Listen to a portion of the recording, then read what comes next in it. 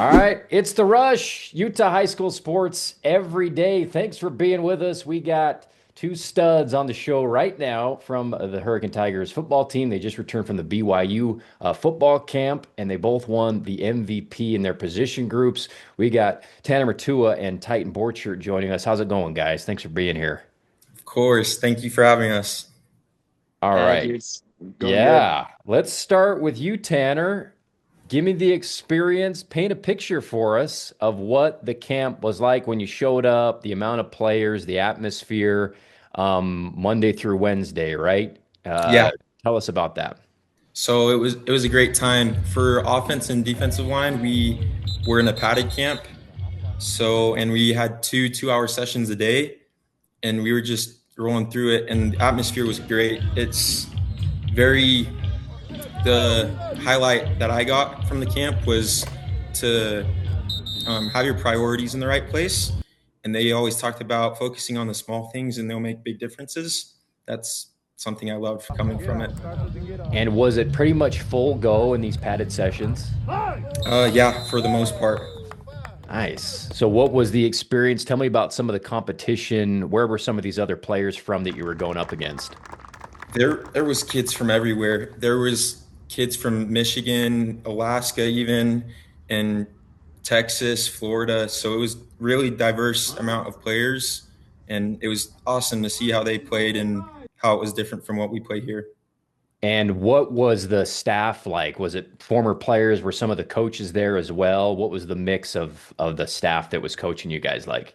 So it was both. They were former players, current, and the coaches, and they were just running us through drills that they do with their players and showing us how the college programs really work through their development of players. And how big are you now, Tanner? I'm about 6'2", 240. Yeah, you looked huge in that picture next to Coach Satake. I was like, holy cow, he's dwarfing coach here. And then tell me about when you were selected MVP. So they just had us all gather around Coach Damuni at the end of the camp, and they were just giving out individual awards for each position group. Chose about 3 players from each group. Amazing. Congratulations, dude. That is so awesome to go up there and do that and representing Hurricane and all that stuff. So that's great. I'll be back to you, Tanner, but let's move over to Titan. Titan, same thing. Tell me about your experience at camp this week. Oh man, it was so fun. It was epic. The environment there is just amazing. It's super competitive, but also, very good sportsmanship. Being good teammates to each other. It was seriously a good experience. And what type of stuff were you doing? Drills? Did you do any 7-on-7 stuff? Yeah, so we'd start out and do drills, specific for position, offense and defense, and then we'd go into one-on-ones and then 7-on-7 to finish out the session. Nice. So take me through a couple of moments for you where you did really well and maybe stood out in some of the competitions you were doing. Can you tell us about a play or two that you did well at? Yeah, there were a bunch of plays that I think definitely stood out to other coaches, but one of them was we were in the finals of 7-on-7, and there was a bunch of the coaches lining the field. It was like the winners field, so had a bunch of players and stuff watching, and I had a little 10-yard dig, got the ball and was able to run it in for a touchdown right in front of Coach Sataki and a bunch of other coaches, and it was super special. It was cool to be able to then go talk to him and have him, just give me some praise about how they saw me do that, and it was like that's epic that they're seeing me, Yeah. perform the level of that I'm wanting to. Yeah, and how cool is that that the head coach is there watching and is accessible? What was your interchange like with him, Tanner, with Coach Take? And it was great, and I know him through my dad, who went to college with him and was roommates. So it was awesome. I didn't know that. Yeah. Oh, that's cool. So he Yep. he he was able to kind of tell you some old stories about your dad and stuff like that, I'm sure. And so you've had previous experience talking with him. Yeah, briefly. Cool. Yeah. Amazing. That's so cool. And then what is your schedule like now for the rest of the month, guys? So I have a wrestling camp and then it's football from here. We are going up north for a Weber State camp, the best in the West that they're hosting, Oh, cool. and then a couple camps in Montana, and we have our team camp at SU, I think in 2 weeks. Okay. And have you guys done any 7-on-7 regional stuff yet, Titan, or is that still coming up later in the month? It's coming up. We actually Okay. have our SUU one this coming Monday and Tuesday. So Oh, cool. All right. yeah, Well, and I'll be excited to see how you guys doing that. Let me just ask you a couple questions about the upcoming season. I was talking with Tanner about this before we started recording here, but I'll ask you a similar question, Titan. Just give me a kind of an overview about some things about this team coming into next year that you're excited about. Every year you lose some guys, but then you got young guys coming that you're hoping to step up. You're going into your junior year. Tell me about some guys in your class or younger or whatever who you think are going to be contributors this season on either side of the ball. well, I think we have tons of solid players. Our whole team's actually there's not really a weak link. There's tons of talent, and it's good because our motto is out we had out hustle, and we got the coaches making sure the talent's being put where it's supposed to, and I like that. I like what I see, and I'm excited to see where we go. And then Tanner, what is it going to be like in the trenches this year for you guys? I felt like just over the last couple of years, the way that you guys have executed and excelled really on both sides of the ball at the line of scrimmage has been remarkable. I'm sure that's going to continue, but give me a little preview of the big guys for next year. Yeah. So I feel like coach has been talking about this a lot lately. It's just building off of what we have from the year before. So we're just trying to improve and expand our playbook and skills and knowledge of what we're doing out here on both sides of the ball, even. And yeah, so when we lose players, it's just about building up the next group and trying to get them to catch up. Awesome. Well, that's Tanner Matua, Titan Borchardt, who just returned from the BYU football camp. Both won MVP at their specific position groups and are both expected to have another great year in Region 9 upcoming. Guys, thank you so much for your time and good luck. I'm sure we'll be in touch throughout the next few months as we get ready for football to start. Of course. Thank you. Thanks, Thanks guys. so Thanks, much. Titan. Okay, we're going to take a Okay. quick break. We'll be back with more of The Rush right after this.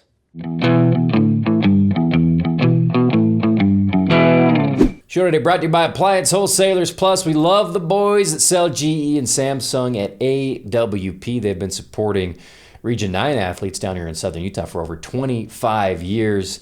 Get your appliances. Use the cheat code at AWP. Wholesale prices at Appliance Wholesalers Plus across the freeway from the Bloomington Walmart. We love Shane and Jesse over at AWP. They're a big booster of high school kids down here in Southern Utah. Sponsored by Grass Creek Construction, bringing visions to life for over 20 years. Brought to you by Nets on Fire, the premier basketball facility in all of Southern Utah. Go to netsonfire.org. Welcome back. It's The Rush. We're thrilled to have Brandon Yates here from Nets on Fire, talking about some local players who are putting in the work this summer at Nets on Fire. They've got their group training now open. You go to netsonfire.org to sign up for that. They got personal training all summer long, as well as the big summer showdown starting on June 25th, first grade through high school. Teams from all over the state coming down to Nets on Fire. How's it going, Brandon? It's going great. Nice to be here with you, Andy. It's great to have you because there's few people that know local basketball probably better than you and some of the up and comers that are coming through Nets on Fire right now. And we're going to talk about a few of them today.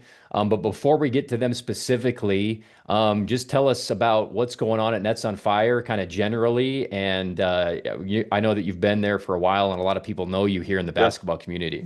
Yeah, sure. So right now, like you mentioned, we got our group training. We also have a number of other trainers here that do personal training, so a little more, you know, individual Yeah. based. So you get a little more personal attention that way.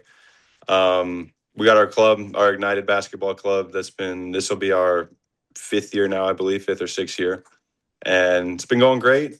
We usually take June off, so it'll be a little bit quieter for the next few weeks, and then we'll get back up in July and just keep the ball rolling till the end of July when our season's up, and then it's just right into the high school and summer season or high school season. So, Awesome. Sounds good, man. Let's start with Kyle Heidemann, yep. who is in the Pineview program. Tell us a little bit about Kyle's development and what you're seeing from him. So Kyle's awesome. He's been in the Ignited program as well as I've trained him personally since he was about 13 years old. Smaller guard, excellent shooter. So this will be his first year playing real legit varsity minutes. But I would look to see him make an impact on from the perimeter and talking with Coach Amico, they expect him to be shooting, 10 to 15 threes a game. So high volume, great shooter, excellent kid. He's been great to work with. Wow, love to hear that, and love what Coach Amico's done at Pineview already. He's only been Yeah, there a few he's years. excellent. He's awesome. He's doing a great job. All right, next guy we're talking about is Jet Neva. Yep, Jet. So Jet Jet's been with our program again, probably since the beginning. He's excellent guard, great handle, good IQ, good shot maker, good decision maker. Um, I mean, pretty much everything you want in a guard that can just kind of get everybody involved and get you into your sets and take care of the rock. He does an awesome job. And then we're going to get a rundown here about Jackson Mills Yeah, as sure. well. Yeah, so Jackson's kind of flown under the radar, it seems, for the last little while, but this summer he has been excellent for us at Ignited. Like one of the better shot makers in our program. He elevates really well. He's an athlete. He can just, he gets up to that high lift point and just gets it up over guys. And not only can he hit really tough mid-range pull-ups, but he's also an excellent three-point shooter. And so I would look to see him to make some impact this year over at Dixie. All right, so that's Jackson Mills. Let's talk Yep. about Tate Forrest. Okay, Tate's awesome. I love Tate. Again, one of those dudes that's kind of been under the radar. He's been excellent for us. He's been in our program for a while. Like I said, I've personally trained him for a little bit now. Um, Good size, about 6'2", 6'3", got a handle. He can shoot. He's at his best when he's playing physical and when he's playing downhill. He's got, not only is he, taller, but he's also got a little bit more meat on his frame. And so he does a really good job of just bumping guys into the paint and getting to his spots. And when he's playing like that, he's tough to deal with. All right, that's Tate Forrest, and those are the four guys we're spotlighting who are training over at Nets on Fire and Mhm. a part of Ignited as well. Let's transition to the girl players. First one is Emily Longy, who a lot of us know because she's been a star. Still young. Yeah. I think she was just a sophomore this past year. I can't remember, Yep. but she's a star over at D Hills. Yeah. So she'll be going into her junior year this year, and she's excellent. And really, one of the weakest parts of her game going into last year was her shooting, but this year she has really stepped up her ability to hit shots, make shots, take the right shots. And on top of the fact that she's just improved her ball handling, she's always been really strong, really fast, really physical. And so her improvements in her ball handling and her footwork will just elevate the things that she was already good at. And so, like you said, she's still fairly young, just a junior this year, and I would look to see her to make some real noise this year in Region 9. And such a leader for that. I mean, going into this year, I remember talking on media today, and they were saying she's our vocal leader. And it Yeah, just as a 10th grader, so she's impressive, yeah, uh, she's awesome. impressive basketball player. And then another one a lot of folks have heard about is Fallon Randall, multi-sport athlete at Snow Yeah, Canyon. yeah, she's excellent. One of the more heady players, just an excellent passer. Like when she plays for our Ignited Club, we really notice the games when she's not able to make it or she's not there, because she is such an excellent playmaker, finding her teammates, on top of the fact that she can hit shots. Like she gets into the paint, she plays off 2 feet, she plays solid, she gets to her spots, and she hits shots and she finds her teammates, and she's just a really solid player. And so she's tough to deal with in that regard. And then we've got Brielle Jorgensen. Yeah, so Brielle is one of the younger players in the region. So like I said, she was a freshman last year. She'll be a sophomore this year. And she's been known for more just kind of like a 3-and-D type player. But she's made some major strides with, ball handling, footwork. And so she might be looking to take on a bigger role. I know Crimson's got a lot of girls returning this year. They're not really losing anybody. And so, she might just fit right back into that 3-and-D role and just do it at a higher level than she did last year. But, could be a lot of potential growth for her. And I know Crimson Cliffs has retooled, and they're looking pretty good this year. All right, looking forward to seeing them. Thank you so much. That's Brandon Yates, everybody. Nets on Fire. You can go to netsonfire.org. Their group trainings are open for the summer, personal trainings. They've got tournaments, help these kids a lot with character and leadership, and do an incredible job over there at the premier basketball training facility in all of Southern Utah. And Brandon, thank you so much for your insight on all these players, and hopefully we can have you on again soon, man. Yeah, of course. Yeah. Love to talk to you, Andy. Appreciate you having me. Absolutely. Brandon Yates, everybody. It's The Rush. We'll be right back. Send us your highlights, Andy at therushutah.com, or anywhere on social media at The Rush Utah. It's The Rush Utah, high school sports every day.